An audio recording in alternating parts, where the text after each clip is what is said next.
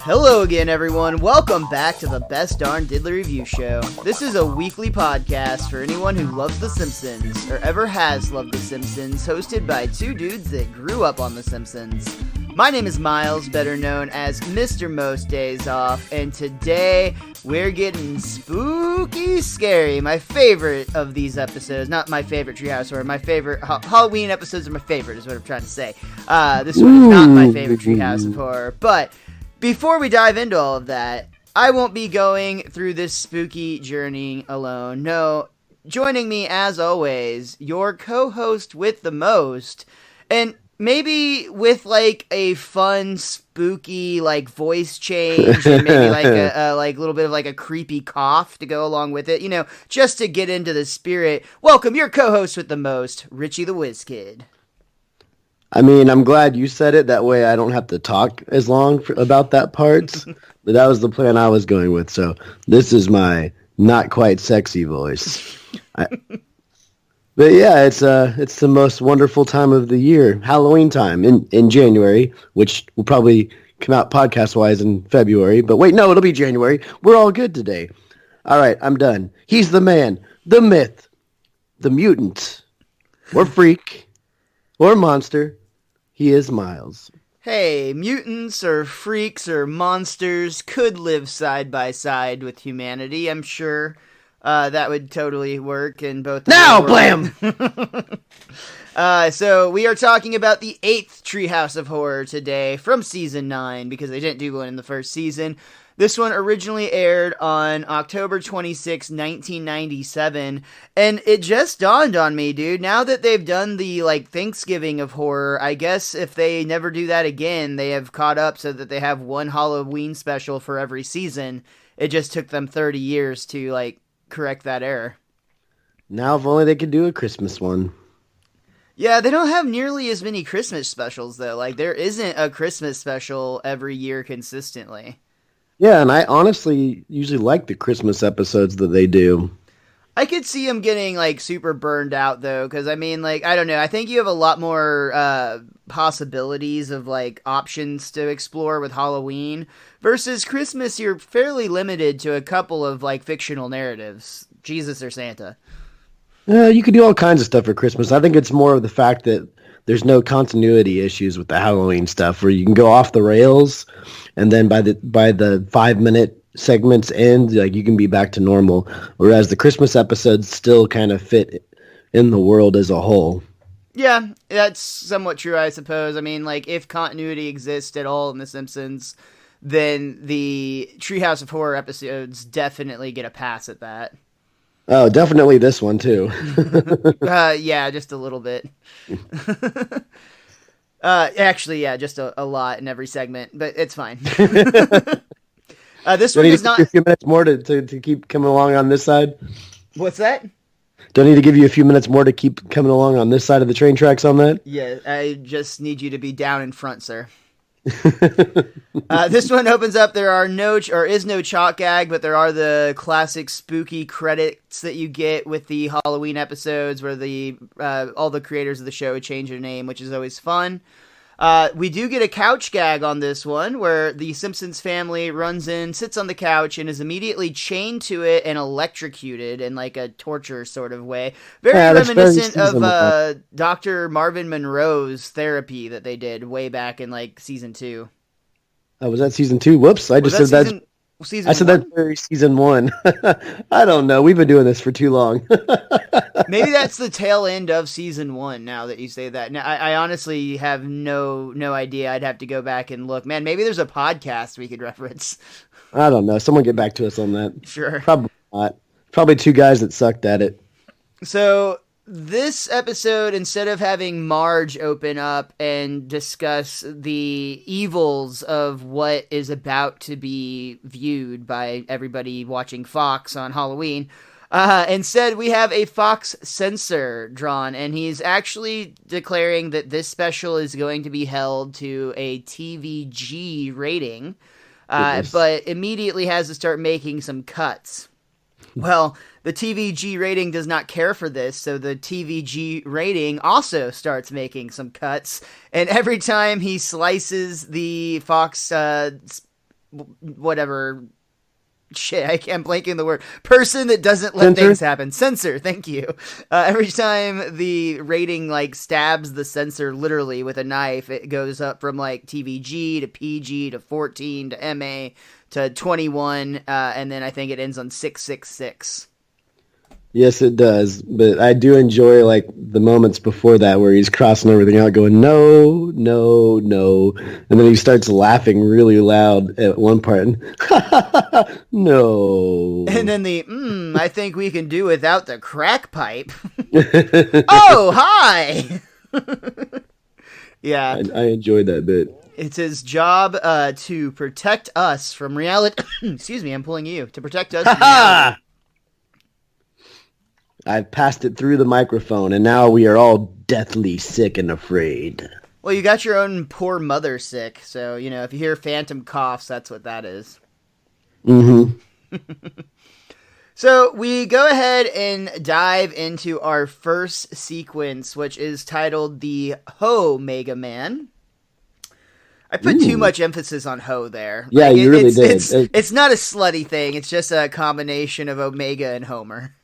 I just pictured like Mega Man dressed in drag or something, like shooting something different out of his Mega Blaster. Even with the Treehouse of Horrors, we still can't escape opening with The Simpsons watching TV. In this case, it's Homer watching Kent Brockman. And that's how a heroic hippo became a beauty.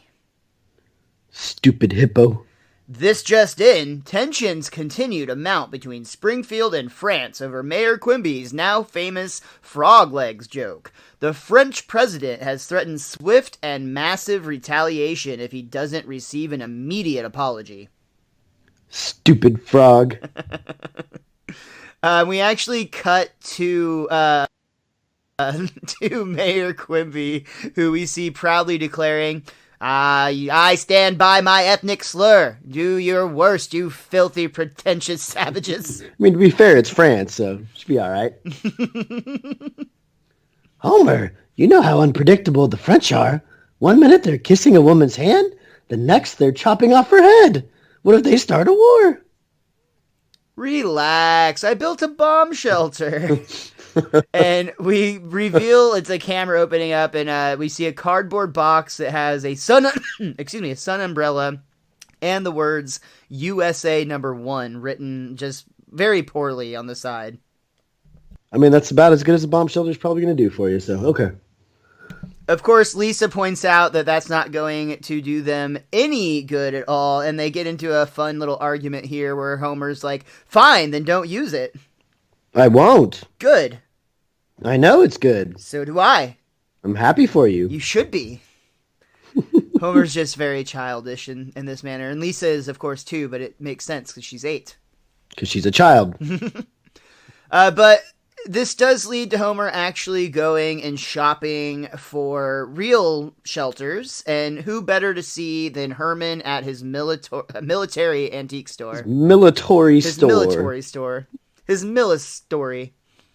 Oh. I don't know. I lost it there. Let me get us back on track here, Mr. Host. Now, this baby is called the Withstandinator.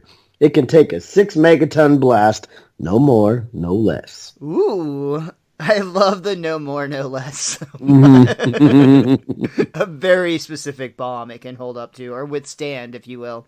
Yep. Yeah.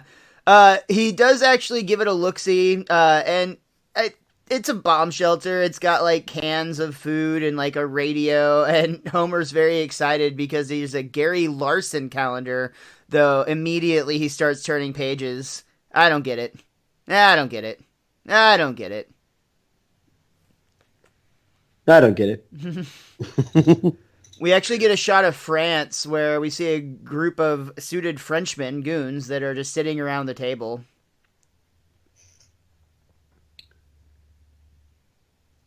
Americans who look klutzy frog, eh?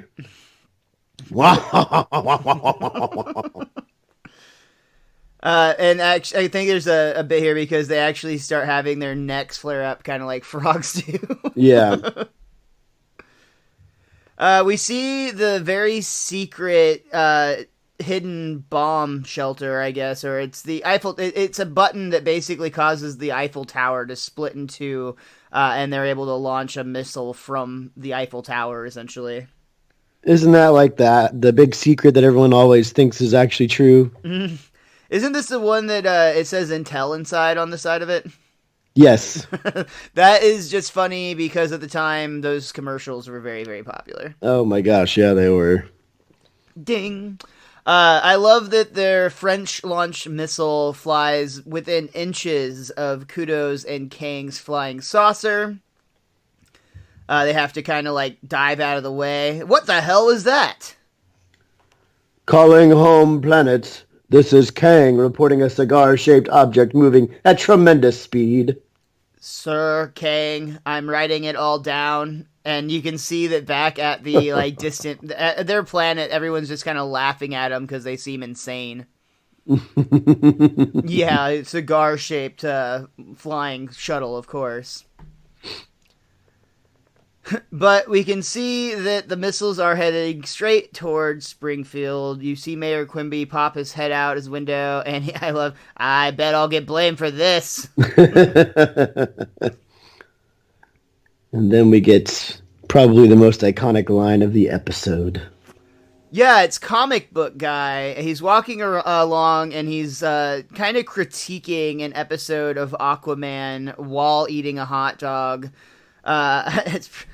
But Aquaman, you cannot marry a woman without gills. You're from two different worlds. But then you can see the missile like shadow closing in on him. Oh, I've wasted my life. And you get that POV vision where the missile's like right at him. Yeah, and it's very clear that it's not going to end well for old comic book guy here. Real quick note from IMDb, and also from my DVD collection. So I'll just, say, my DVD for Season 9 is apparently scratched, because unfortunately, this episode, along with the next two episodes, will not play, and I cannot access the DVD commentary for any of them either, which is a real bummer. The true Halloween horror. Right, but from IMDb, it does point out that the comic book guy's line, "Oh, I've wasted my life," is actually, at the time, was Matt Groening's absolute favorite line. It's always good to keep the creator happy. Though I think it is somewhat interesting, also, that in the Simpsons movie, it's actually something very similar happens. We see that comic books guy's life is coming to an end, like the rest of Springfield. But instead, of saying he's wasted his life, at that point he actually comes up with the fact that his life full of reading comics was very worthwhile. I think he said, life worth spent or something. Yeah, life well spent, something of that nature. So, just a tale of two different attitudes, I guess, after, an additional decade of reading, because this was 97 and the Simpsons movie was 2007, if I remember right. That sounds about accurate. Right on. So getting back into the script, we can see now that the missile basically just completely obliterates everything around. But fortunately for Homer, apparently it must have been exactly, what was it, a 6 megaton bomb? No more, no less? I mean, it had to have been because the bomb shelter withstood it, so... So we see Homer leave eating like a can of corn or some sort of food, some of the supplies from inside the shelter. Oh, it must have been prime rib. It was supposed to be prime rib in a can. It makes no sense. But Homer actually does not realize that, basically Herman is a skeleton. And he's going to go on to not notice that literally anyone around him is a skeleton. He's driving through traffic and getting super mad because literally nobody is moving because they're all dead. It's green, fair, it's moron! It's Earth the stupid guy, hello! Maybe a little friendly punching will move your tail. And he actually punches Kirk Van Houten, who just crumbles to dust. But I like his response to that. He's so pleased that this person just evaporated from his punch. Still got it. But yeah, almost more horrific than superheroes being snapped away. Right?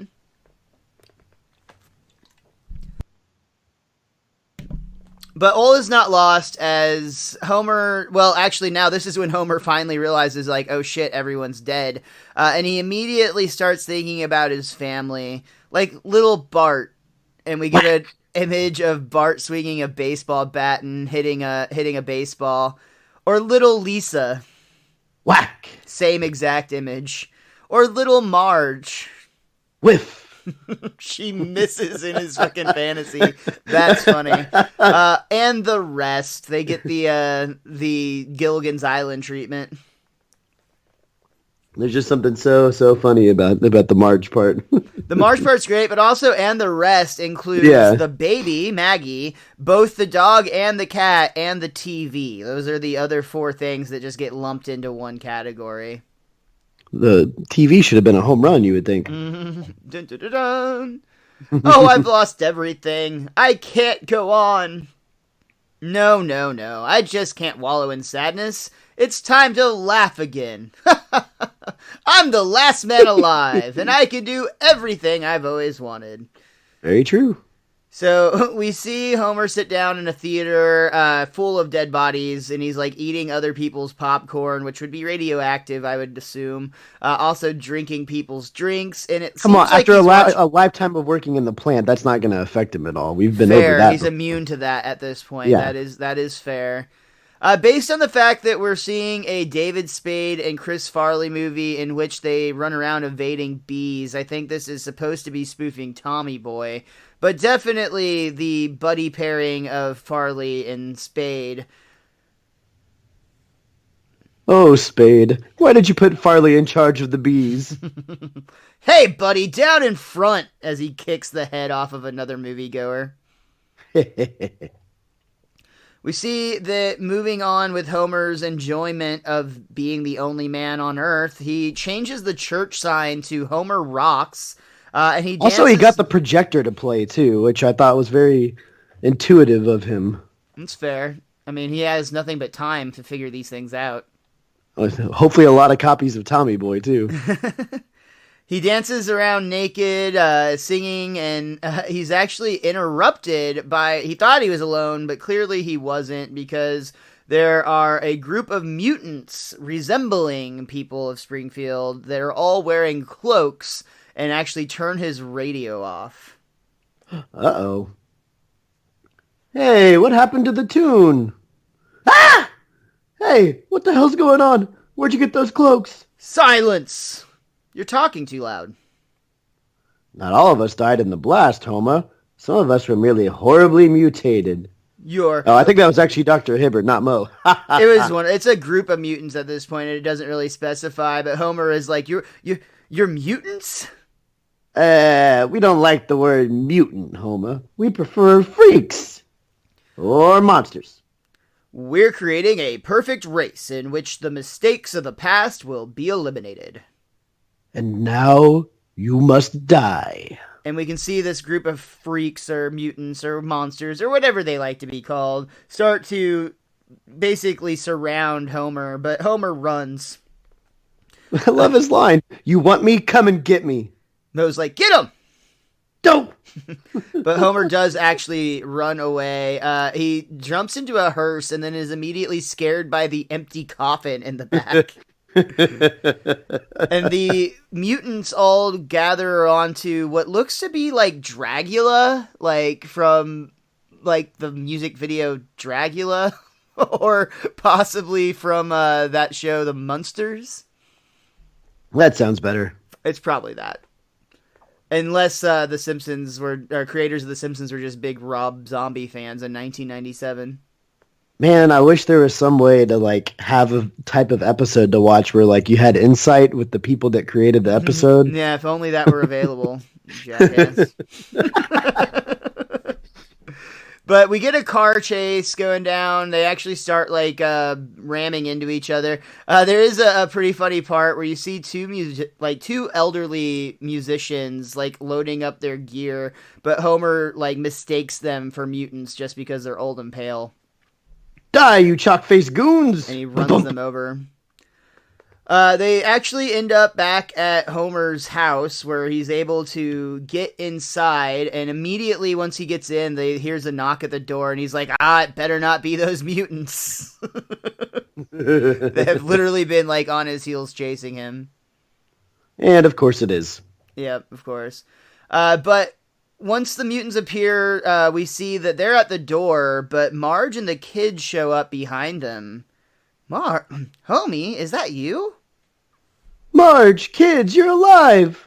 Lisa points out all the layers of paint in the house made this a perfect bomb shelter. Aw, come here. And this moment is so beautiful that even the freaks can't help but be moved. Wiggum's like, kinda brings a tear to your eye socket. And his eye pops out. Through the midst of all the killing and skin eating, somehow we forgot the love. Yeah, ain't that always the way? Yeah, get nuts with all the skin eating. You know, I don't see any reason why freaks and norms can't get along. And you kind of hear this like muttering agreement, and Flanders continues. We can all work together to build a utopian society, free of violence, hate, and prejudice. That sounds beautiful, Ned. And let me just say, my family and I share your vision for a better... Now! Bam, bam, bam! We see Marge and the kids all wielding shotguns and just blast those mutants to smithereens straight out of the house. And Homer is like, now that's the Marge I married. So who wants to steal some Ferraris? Yay! And that brings us to the end of our first segment, our first story. Anything else you want to talk about in that one before we move on to Fly vs. Fly, Rich? I'm ready to fly high. Cool. Or at mediocre levels. Yeah, I think everything else, there's like a couple things in this one, but we'll talk about them as we go along. So, Fly vs. Fly opens up, and we see that the Simpsons are actually out shopping at a garage sale, specifically of Professor Frink. Now, there's probably nothing interesting there. It's nothing but the most interesting of things, as you would expect a scientist might have just lying around. Yeah, well, an extreme scientist, a Rick-tastic scientist. Fair. So they're kind of browsing around. Frink is greeting his guest. There's all sorts of stuff. Bart's got a pair of mood pants that like change colors when you wear them. As they're shopping, one of Frink's robots actually puts a sold sign on him and starts to on himself and tries to escape. But Frink calls him back. But Homer finds something specifically interesting. He finds a matter transporter. But he walks through it first. Like, he walks through it before he realizes what it is. Oh, yeah, it's like taking him from, like one booth to the other, essentially. Yeah. And Homer's very, like, intrigued by it, we'll say. I take it from that little impressed noise that you are interested in purchasing this matter transporter, sir. $2. I mean, it only transports matter. I'll give you 35 cents. Sold. But I must warn you, this device carries a frighteningly high risk of catastrophic... I said I'll take it. So Homer takes it home and immediately puts it to just absolutely wonderful use, because you can see he's placed one of the matter transporters directly next to the couch, the other directly in front of the fridge, so he just has to reach his arm through and grab himself a beer. Only one small issue with this plan, which is actually quite brilliant for Homer. For Homer's ultimate goal, that gets him definitely closer. But unfortunately, the cat's ear medicine is the exact same shape as a Duff beer can. So we see Homer accidentally in a like pile of Duffs grab the ear medicine, and you get him like grabbing and go like, "Whoa, man, that's good." I mean, essentially the same way it is when you drink beer. So I guess, I don't know, man. It's an acquired taste. Cat medicine is an acquired taste. Homer would definitely know what Duff beer tastes like, unless maybe the cat's ear medicine is in fact just Duff beer, and it happens to have the side effect of curing cat ear infections. Or Well, I mean, most of the beer that they do Springfield-wise has more dog in it, right? So maybe this is like a different kind of beer. Maybe it's like an IPA or something when it's got more cat in it. Interesting. Homer also finds it easier to use the matter transporter to take care of business, and by business I mean the bathroom, because he's able to actually pee. That's the true genius, right? He's actually to like pee through the transporter, so he just barely has to stand up. But Marge, Homer, no! Yeah, Marge isn't having it. Aww.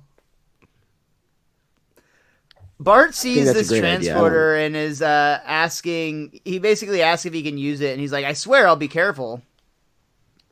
Sorry, but this is a highly sophisticated doowacky. If you don't use it responsibly, kablamo! And he accidentally punches Lisa through the transporter when he says that. He's like giving a speech on responsibility, and he kind of spreads his arms out as he does like the kablamo, and ends up smacking Lisa, who I guess must have been walking to the bathroom at the time. That's what I was assuming too. Yeah. Homer's like, "It was your mom." Yeah. But of course, Bart doesn't usually really follow rules, so he waits till nighttime and he actually sneaks the matter transporter into his room, where he pushes both the dog and the cat into the unit at the exact same time, which created essentially a cat dog. Yeah, which I meant to look up what year that show came out, but I have a feeling Simpsons did it. I put Simpsons did it down. Yeah, I think that Cat Dog came out in the 2000s, or possibly, maybe, you know what, maybe it was the late 90s. It might have been around the same time, but I'm going to go with Simpsons did it. Simpsons did it. Cool. Let's keep the trend. Well, another thing I'll point out on this one is this is actually a reference to a deleted scene in the movie The Fly, the Jeff Goldblum movie from 1986, which this whole, like, segment pretty much parodies the entire time. But specifically, there was a deleted scene in that movie where Brundlefly actually uses the teleporter to mix a baboon and a stray cat, and the results are absolutely terrifying. A bat? What's that? Well, a baboon and a cat would make a bat? Yeah. A babat. A babat, maybe. Yeah. I'm down with that. Oh, we're rhyming now. Now I really do want to know, what year did Cat Dog come out? Oh my goodness. Okay, you keep talking. I'm Googling it as we go. Cat Dog was 1998, so this preceded it by a year. I mean, they produced this either way a year before Cat Dog was being produced, so Simpsons did it. Simpsons did it. They earned the title, of course. All right, so this monstrosity comes out of a cat dog before Nickelodeon did it, like we said, and the other end comes. So one of them's two heads, like just like Cat Dog, but then the two tails also come out, and he's like, "Ew, you can be Lisa's." I thought that was funny. At this time, we see there's a fly buzzing around the room, and that gives Bart the idea that if he combined himself with a fly, he could become a superhero very similar to, like, Spider-Man, essentially, but he would call himself Superfly. I'd be stupid not to do this. But I love how his dream is, like, all the benefit of it, too. Like, he's still Bart, just super muscular with wings. Right, no downside whatsoever. Yeah. Because all flies apparently are super muscular. I guess, they're all ripped. So he grabs this fly, he enters the teleporter, and exactly his dreams all come true. Except that instead of being a fly superhero, he's now got a giant fly head on his Bart body, controlled by the fly. And then he's got his tiny little Bart head on a tiny little fly body, controlling the fly. So on one hand, Bart does kind of get what he wants in the sense that he can in fact fly. All right. Oh my gosh, the haunted train is still here. One thing we didn't really point out is the matter transporter actually prints out a report every time something goes through it, and Lisa is able to immediately read this and identify that, according to it, Bart's mixed up DNA is with the fly. So they think that the fly-headed large-bodied Bart. Does that make sense? Did I say that in a normal way? Yeah, I'm with you. Yeah. I mean, who hasn't seen this episode, to be honest? That's also true. But yeah, Homer's like, oh yeah, I think she's right. The pants are a dead giveaway. Yeah. Marge immediately is like, oh, he may be a freak, but he's still my son. I'm sure we'll grow to accept him in time. But then an hour passes. Yeah, we see the clock ticks by, and they're all sitting around the breakfast table eating. And he's got a very interesting breakfast there. So, like, while Homer's telling an anecdote about, like, something Lenny said, Bart is just, like, fly slurping a plate of syrup, and they just keep refilling them. Which, IMDb does point this out as well, that flies actually don't give a crap about sugar. It's more of the rotting materials they like. And that it's apparently a myth when they fly around sodas that they don't care about the soda. It's the people they're trying to get to. Wait, that's on IMDb? Yeah. I'm on IMDb right now, and I don't see that anywhere. When I looked at it on my phone on the app earlier, it pointed that out, and I thought it was a very interesting fact. Interesting. I'm like rocking that right now, and I do not see that. That's fascinating. We'll talk about that more because I want to know where you're getting your if you're on like some like special edition IMDb or something. Does this come with your HBO Go account? Probably. But Lisa starts to, have a few questions about the whole situation. Specifically, there's one thing she doesn't understand. When Bart went through the transporter, what happened to his head? It'll turn up somewhere. And just then we find out that the other part of Bart is not doing so well. We see a tiny little Bart head on the fly body trapped in a spider web screaming for his life as a giant spider approaches. But just when it looks like Bart is about to meet his doom, he gets up and starts laughing. He's not stuck at all. He's just faking it. And he smacks the spider in the face twice and flies away. That scene always bothered me because I'm like, his life is so close to being over as a fly. And I was like, that's pretty ballsy even for Bart. Did you ever, when you were a kid, play the game where you'd like lie down in the street and like you'd be playing chicken for the last person to get up before traffic came? No, I never once did that. Oh, okay. Well, I was dumb when I was younger. It sounds like a terrible game. And now, but yeah, like we've done that before, and this sounds like the fly equivalent of that. Like if somebody like me is driving and is shorter and can't see that far, you're screwed. To be fair, we did this when we were younger. We were probably on super, like, not that dangerous streets. And also, we were probably getting up, like, 1.5 miles away from the car. Like, I was braver than you were. I waited till 1.25 miles. Oh, that makes it better. Yeah, not really. Don't play in traffic, kids. That's today's with the PDA. Yeah. Don't play in traffic. So yeah, Bart is having a lot of fun as a fly, it would seem. But when he flies around the house and he actually sees in his room the imposter fly, I think he was at the couch at this point, and he's like trying to talk to his mom and dad. They just hear buzz, and they start swatting him. But when like the big Bart fly sees little Bart fly, he goes crazy and starts like full on trying to kill it with all of its intentions. And Homer's very proud of him. You get it, son. Then doesn't he come over and give him that kiss that has like all the slime, like the streamy slime that goes like he kisses him on the forehead and it's just gross. But that night, Bart's actually like shooed outside, but later that night he makes it back into the house and he finds Lisa in her room, and she has the idea is Bart flies into the saxophone. She might be able to hear his voice projected, and it actually works. Help me, Lise! The giant fly stole my body, and now he's trying to kill me! Oh no! And I let him borrow my toothbrush! Well, that hideous creep doesn't scare me. But in this moment, we see up on the ceiling, like kind of like the Spider-Man movie, very much so. a lot of Bart's fantasies happening here, but the large creepy Bart fly thing is on the ceiling and it's starting to like drip saliva down upon them. Ooh.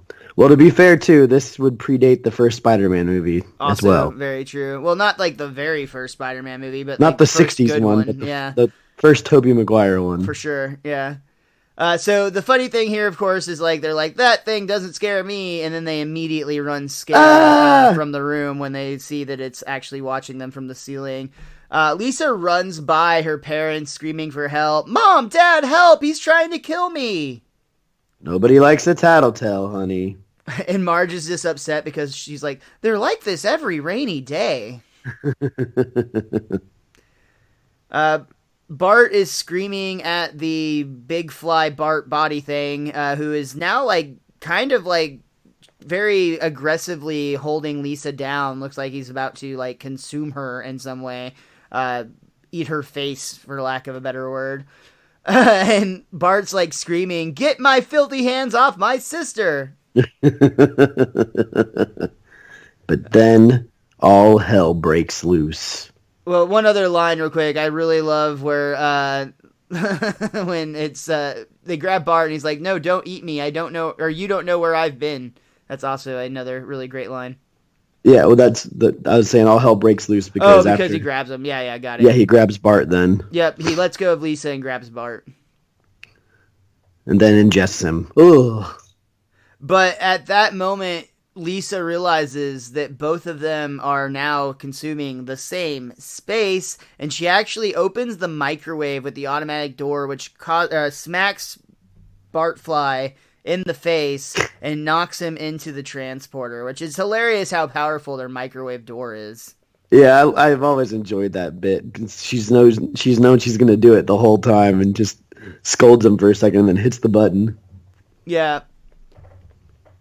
Homer, they're all sitting back together, and Homer has some like thoughts of wisdom. Well, we were lucky this time, but it's all too clear that some things in the universe aren't meant to be trifled with. So he grabs an axe, and it looks like he's about to just start destroying the matter transmitter. Homer, what are you doing? Something I should have done a long time ago. Bart, I'm gonna teach you to mess with my machine. Ah! And he starts chasing Bart around with an axe. I'm gonna chop you good! That cost me 35 cents! You're just making it worse! I promise I won't hurt you. And that brings us to the end of Bartfly, or Fly vs. Fly, excuse me, like Spy vs. Spy, Mad Magazine. I get it. Anything else you want to talk about on that segment? Yeah, I like the bit like midway through the episode where the fly is eating like a huge bag of sugar on the couch and Homer's trying to reach his arm around to get the sugar and the fly won't let him. But then as soon as the fly gets up to chase Bart out the window, Homer's yelling at him to go get him, and Homer has the bag of sugar in his hands like instantaneously. So I thought that was just a clever little sight gag there. Interesting. I'll point out IMDb says that Principal Skinner appears in all three parts of this story. However, only in Fly vs. Fly, he's only featured in a deleted scene. But otherwise, so I don't even know why it points that out, but it's there, so I'm talking about it because I don't have commentary, folks. It is what it is. Say it with more confidence next time. I don't know why I'm talking about this. Exactly. There, now it makes sense. Makes sense. So that brings us to cents. Nice, good, yes. That monster owes me 35 cents. Easy Bake Coven is our third and final segment. We open up, it's the 1600s in Springfield, which is spelled with like a hyphen and a Y and like an E on the end of field. It's old-timey. We're burning witches at the stake to start. Wiggum is like the guy in charge of lighting the fire, the executioner, I guess. Quimby is still there, finding everybody guilty with the crime of witchcraft and sentencing hags to be burned at the stake until they're deemed fit to re-enter society, presumably in the cemetery. Yeah, there you go. Yeah. Very Crucible / real life that actually happened going on here. As Wiggum fires up, or has his cops really, or, you know, at this time they're not cops, but whatever. He tells them to fire up the stakes, boys. And as they do so, Nelson ha-has, and Agnes Skinner cries out, "See you in hell, Seymour!" Goodbye, Mother! So happy about it. Lisa points out something logical here, which she should be careful being a woman in 1649. If they're really witches, why don't they use their powers to escape? That sounds like witch talk to me, Lisa. Never mind. And later on in the church, we can see... Or no, it's still here. It's Flanders talking to Lovejoy. Well, that's 75 witches we've processed. That ought to show God whose side we're on, eh, Pastor? Yes, Nedwin, but we have many more strumpets to incinerate. Oh. And then back in the church, we see Lovejoy and Quimby. Really, it's just a witch hunt. There are still witches among us. They cry out. So they open the floor to wild accusations. Woohoo! I accuse Goody Flanders. I accuse Goody Bad Wife. Wiggum points out they killed her already on Sunday. Yeah. Well, there must be someone we can accuse. Lisa Simpson. And it's actually Bart, and Lisa's like, "Stop it, Bart." She put a spell on me. Must drop pantaloons. But before Bart can moon, or whatever the 1649 equivalent of mooning is, Marge steps in, grabs her children, and tries to bring some reason to everybody. Let's come to our senses, everyone. This witch hunt is turning into a circus. She's the witch. And Smo's like, I was just about to accuse her. Marge pleads for her life, but even Krabappel's like, "Ha! Then how come your laundry is always much whiter than mine?" Doesn't she have a scarlet letter on her, too? She Mrs. does, yeah. Krabappel? She has the red... It's never really addressed, but she has a red A on her the entire time, which is essentially a gag to point out that she has been a very promiscuous character throughout the series. There you go. So we got the scarlet letter and the crucible. All the 1600 stories are getting a play today. They're all getting touched on. Much like Krabappel. Oh. When Krabappel does say that, she holds up like her gray shirt to Marge's whites. But basically everybody's just pissed, and they're like, "Burn her! We're gonna kill her." So they come up with this idea that they're going to push her off of a cliff with a broom, and Wiggums points out, well, hear me out. If you're innocent, you'll fall to an honorable Christian death. If you're, however, the bride of Satan, you will surely fly to your broom to safety. At that point, you will report back here for torture and beheading. Tough, but fair. Lisa tries one more time to stop things with the Bible itself by saying, "Judge not, lest ye be judged." But Wiggum's like, the Bible says a lot of things. Shove her! And she's shoved and she dies and the episode's over. Yep, everyone's really sad. They all start to mourn Marge and her Christian death, but about the time that they're over it, Marge reappears as a witch, flying her broomstick, and Bart's response here is pretty great. Well, I'll be a son of a witch. And Marge is like, "Yeah, that's right, I'm a witch. I'm the one who withered your livestock, soured your sheep's milk, and made your shirt itchy." I like that part. "Hey, you destroyed my turnip crop." "No, that was gophers." "Impossible. We burned all the gophers." So when Wiggum says this, Marge is like, "Not all of them." And she actually turns Wiggum into a life-size gopher. And she declares that for pushing her off the cliff for revenge, she's going to get her revenge. So she turns Eddie and Lou into snowman, and Eddie's a snowman. No. Yeah, Eddie's a snowman, and Lou is in pink clothing. Well, Lou got the better end of the deal for sure. Mm-hmm. All right, everyone, nothing to see here. But that's not quite true, because Marge says for the rest of you, she sends a swarm of bats after. It's like fucking Batman here is what's happening. Her hair turns into bats and scares everybody off. Yeah, they go running. And she actually flies off. And Homer is the last one running away, and he's like, they're in my hair, they're in my hair. So in a cave later on, we see that Marge flies there, and Patty and Selma are already in witch mode, doing some potion making, it would seem. Ooh, this needs more Eye of Newt. You always want more Eye of Newt. If it were up to you, brew would be nothing but Newt eyes. Ooh.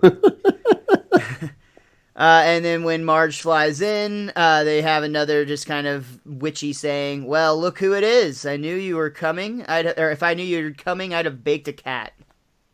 That's the only good thing they're for, I guess, right? What a day. They found out I was a witch, so I had to leave my family. Really? So you finally left Durwood? His name is Homer. So apparently the Durwood line is actually a reference to the TV show Bewitched, which I watched that show, but for some reason Durwood does not ring a bell. Yeah, I was never familiar. I'd read that it was supposed to be a reference to that, but I was like, I haven't watched that show in so long, maybe I forgot all the names. Yeah. Regardless, yeah, I thought it was Darren. maybe they had like a sister-in-law that called Darren Derwin or something like that. I don't know. Maybe it was his last name. I don't remember anything. Yeah. It wasn't his last name because that's the name that the dude Chip uses in the movie The Cable Guy, and I don't think maybe it was. Fuck, now I don't know. All right, whatever. If only we had that IMDb side up. Now I want to watch Cable Guy. Moving on, though, for now, we're back with Goody Flanders, who's worried because she's looking out at the caves where she can see the witches, basically, and are like, oh no, they're plotting our doom. Yeah, that'll be the day.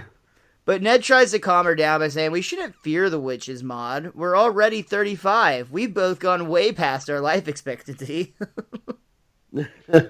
And then Maude says the most terrible thing at all, that she hears that witches come to normal folks' houses and eats their children. And if that happens, the witches have been, they've been watching her say that, so. So they're using the cauldron back in their cave to actually watch this conversation, and that actually, at first they're like, eat their children? Jeez, we were just going to swipe their shoes, but what a great idea. So yeah, they escalated it, way out of hand. But it's all because of Maude, so once again, she is the doom of us all. Right, and she's going to be the first victim too, because the first house, the witches, the witnesses, they're trying to bring the Lord to them at the Ned Flanders home, but no, the witches show up and knock at the door. They have a whole, what do you want? Oh, we're here to eat your kids. Okay, come on in, and look at this. He holds up a crucifix, but they're just like, oh, please. That doesn't work. And now make with the kids. Ron and Todd slowly start walking into the sack. And they're like, don't blame yourself, Daddy. You did everything you could. Maude tries to plead for Ned to do something as the witches leave with Rod and Todd in sacks, and Maude comes up with an idea.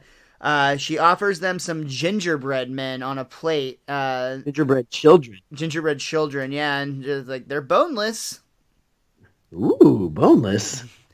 They taste them, give them a try, and they all bite their heads off too, which I thought was very violently. Yeah. And they all basically decide that the gingerbread kids must be more tasty than real children ever could be, so they drop the sack and let the kids go while they eat the cookies. Later on, we see the witches leave the Wiggum home, where Ralph waves from the doorway. Bye, Go ahead. Bye, witches. Thanks for not eating me. And Wiggum still as a gopher. Yeah, you hags are all right. Then we get that classic Halloween thing where all three of them are like, "What'd you get?" Yeah, it's like the whole thing you did when you were kids. I don't know. We didn't know each other when we were trick or treating age, but when my friends and I would get home, we would dump all of our stuff in piles on the floor, and then we'd do trades and stuff like that. Well, you know, being a diabetic kid, I still partaked with that. Like, it was still fun to do that kind of stuff. But you had Even though limited candy options. Yeah, I just would only eat like one or two pieces a day, essentially. So I didn't have to have as much, but definitely did the thing where like once you left the house, it'd be like, "What did you get? What'd you get?" Because, you know, not everyone always got the same stuff. Of course, yeah. So we get them comparing, and they decide that scaring people into giving them treats is a lot of fun, and they should make it an annual thing. So they fly away cackling, and as we see the camera pan away to Captain McAllister, of all people, who's sitting on a rock smoking his pipe, and he closes a book. Well, isn't that the part too, like where the witches go, "Man, too bad we filled up on all those children before the Flanders." Oh, yeah. We could have had even more candy and less dead kids. But yeah, that's the story. Apparently this is all being told from a book by Captain McAllister. Yar, and that's the story of the very first Halloween. And it wasn't long before this yearly custom became an annual tradition. And we can kind of see it like kind of progress through where it's kids and everybody dressing up in costumes, going and knocking on doors and getting treats. And I think it's Bart is actually shown egging the window of somebody's house. It's Homer. Yeah, there you go. And he's in like an I Dream of Jeannie outfit, which is weird because they did supposedly a Bewitched thing earlier, which that wasn't his name. I looked it up. That wasn't his name. Or was he Princess Jasmine? Oh, maybe. Maybe so. But yeah, that's right. Homer is throwing eggs at this house saying, "Come on, give us some candy. Don't pretend you're not home." "Dad, that's our house." And as everybody's laughing at Homer, he screams out, "She's a witch!" Ah! And they leave with Homer looks pleased with himself as the town chases his his firstborn daughter out of Springfield. Alrighty. And that brings us to the end of our third and final act. Richie, is there anything else at all that you want to talk about on either this segment or this episode of The Simpsons? Well, I read one more thing on IMDb that I thought was interesting and that I could twist to make it a Halloween-y thing, which was at the beginning. Yeah. At the beginning of this last episode, the Easy Bake Coven, they said that Milhouse's mom and Miss Hoover are on opposite ends of the hanging gallows there, and when the camera cuts away and then cuts back to them, they've switched places. So they pointed out that it's a continuity error, but I think maybe they're just low-level witches. Interesting. They couldn't quite escape far enough, so they ended up dying regardless because, you know, people are gray area, Miles. There's no just black and white witch or not witch. We're all a little witchy, I think. Like we need to take like a 23andMe to see what percentage of witch we all are. Exactly. There you go. Right on. But cool. Other than that, I feel like this is a pretty decent Halloween episode. I feel like the first two episodes are a lot more fun. I definitely think the last one's fun once you get to the Flanders house where they're trying to take Rod and Todd. But I feel like before that it was kind of a boring last segment. But overall, I enjoyed the Halloween episode. I kind of feel that, and I remember specifically this one being advertised when I was a kid, and like I was actually they heavily leaned on the Marge was a witch thing, and I remember being like excited by that. But like the setup art is a little bit, it's fun, but it's not like really in the spirit of Halloween as much as it is like a history lesson on like our dark past, which is fine. Yeah. But yeah, it's like you said, it's just not as fun. But it's still a Simpsons episode at the end of the day. Agreed. And I like that they tie it around to be like the origins of trick-or-treating and whatnot. It just has like kind of a slow start for a great ending. I don't think this one has been as strong as either of the previous two Treehouse of Horrors, though, for what it's worth. Fair enough. I will adhere to your judgment on that because you are the Treehouse of Horror expert. I never think these are on my like top episodes of the season, but I know that a lot of the times they are for you, so. I would say this one definitely won't be, but the last one almost was. All right. Yeah. I don't even remember what the last one was at this point. It was either the one with the shitting or the one with the nightmare on Evergreen Terrace, which are both just two of my favorites, so. Either way, that's going to do it for this week's Best Darn Diddly, and we will be back again next week. For right now, make sure you follow us on Twitter, online, or anywhere online at Best Darn Diddly. That's DIDDLY. I'm at Mr. Most Days Off, and he is at TheWiz_Kid23.